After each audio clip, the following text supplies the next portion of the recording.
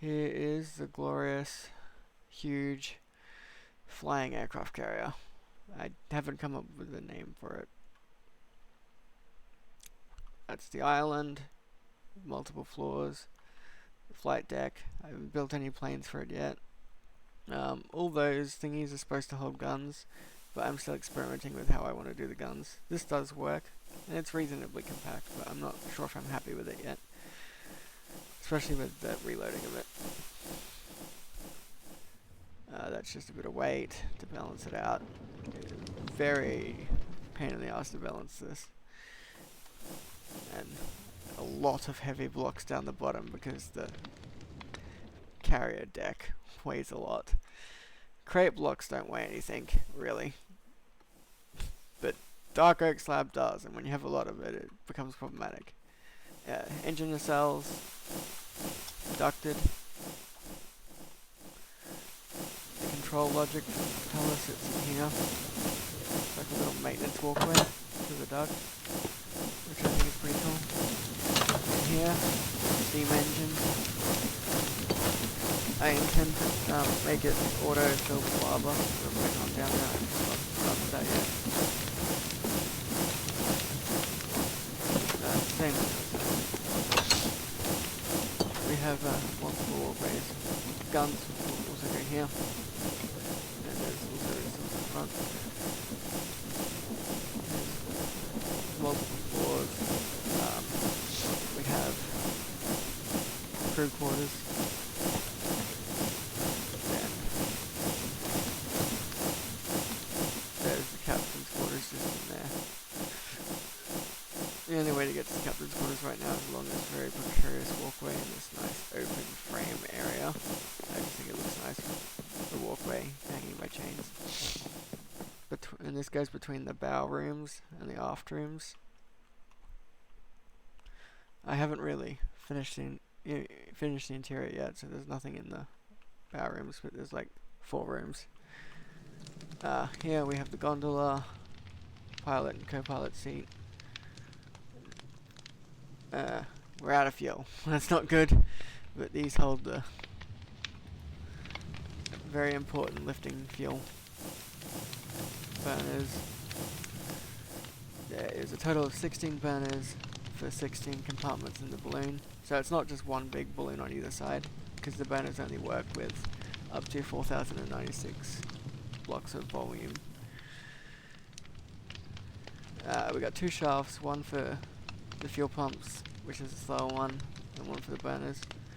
You can turn them on or off with these 2 levers. Then we have the rotational speed controller. If I set this to 256, it will start ascending, but it's out of fuel, so it won't be able to do that for very long. Now let's bring this back down. Just a nice happy number. It holds its altitude pretty well, as you can see. It's out of fuel though, so I don't know for how long it will hold its altitude. Okay, controls, pretty basic. We have the engine power, so that's just the amount of thrust for any maneuver that we do. Cruise control, you can see it's running. We're starting to move forwards now. It may seem slow now, but it really does pick up pace. See, it's getting faster and faster. I can lower the engine power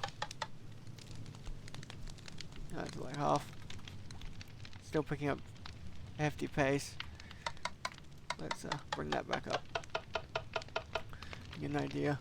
It moves pretty stably. It's not really changing its angle much. It's not really teetering. And it's really starting to pick up a pace. Okay, let's stop the cruise control before I lose this thing. This is the same remote, just as there, but I'll show you from out here. So here's the left control. So it's spinning this one in reverse, and it is now starting to turn left, as you can see. It'll slowly start picking up its left pace. It turns faster when it's not moving forwards. So I'll just slow it down with reverse thrust. There we go, now it's really starting to turn. Okay, more left. Get an idea of how it turns. It's not bad. It's quite steerable. Okay, let's slow that down now. Okay, so I'm just driving it right. There we go. Now it's going the other way. Pretty good. Yeah, let's slow that. And just get it to stop before it flies away on me. Okay, I think that's slow enough. I can show you how that works. So, that's a gear shift, that's a clutch, and that's a redstone resistor. So this is just the overall throttle. I found out that links can send analog signals, so that's pretty cool. And that acts as the overall throttle with that analog lever in the cockpit. Okay, we have a torch here, so it's a NOT gate, reversing all of these. So every single one of these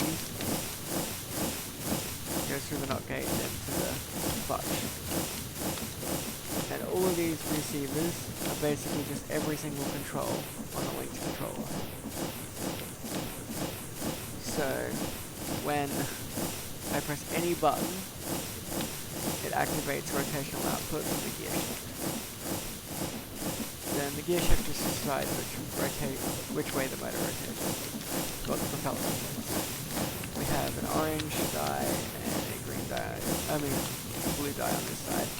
And you can see, so when I press it backwards, that activates the blue die.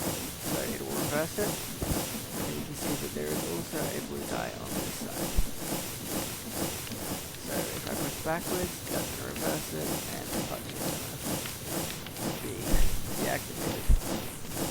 And it will start going backwards, as you can see.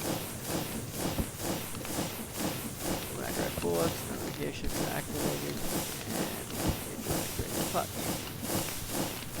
Then we got white die on this side, which as you can see symbolized turning right. So that's going to reverse the right engine. So when I turn right, the right engine is now reversing and it is starting to turn. And you can see on this side, we have orange die, which obviously corresponds to turning left, key blank A. So I activate that, gonna run this one in reverse, just gonna make it turn left. Pretty simple. That's just how the controls work. Even without any fuel. I mean, burners hold a fair bit of internal fuel. You can holds a fair bit of heat. This thing does not like to descend. It will descend eventually. Once it gets close to losing enough heat to fly, it really starts to drop off quickly and it just falls out of the sky practically.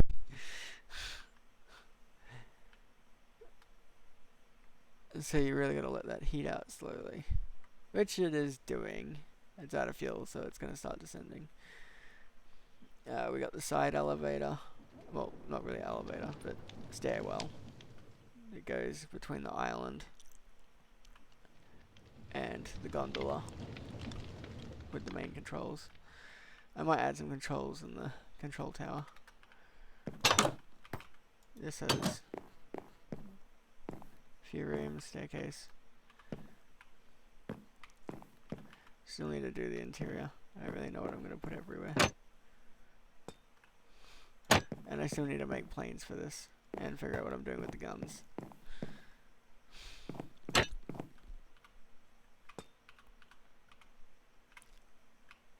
Okay, ladders are a bit weird. I've had the ladders work. They're just a bit weird right now. I guess that's just a Valkyrien Skies thing right now. Yeah, balancing this thing was difficult. Basically, one of the heaviest items. Look how much is on the bottom. It's because the deck weighs a lot. Create blocks don't weigh much, but dark oak slab does. And this thing uses a lot of crate blocks, so it's actually pretty light. But all this dark oak slab is a bit heavy. We got some more netherite to shift it forwards. because of the weight of the steam engine and stuff. And the engine itself weighs a fair bit too. So yeah, balancing it was just meticulously figuring out where to place the netherite. And looking at F3 plus B. Whoops, wrong button. F3B. Hitboxes. If you have hitboxes enabled, you can then see where the center of gravity is. Which sits roughly about here. So it's just below the center line of the balloons, and it's right in the middle of all the balloons. Both balloons are exactly the same, with the same amount of compartments. So if it's in the center line of both balloons, that's going to be the center of lift. So the center of lift is laterally this way, and then somewhere in the middle. So we just have the center of gravity just below the center of lift. The further below the center of lift, the more stable the airship will be. The less teeter-tottering it'll do. Yeah, it needed a lot of netherite to not teeter-totter that much. And to just not be upside down. Without the netherite, this thing would probably be flying upside down because of the weight of the deck.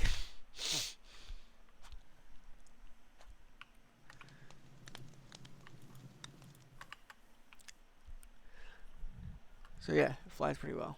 Well, I think that's everything.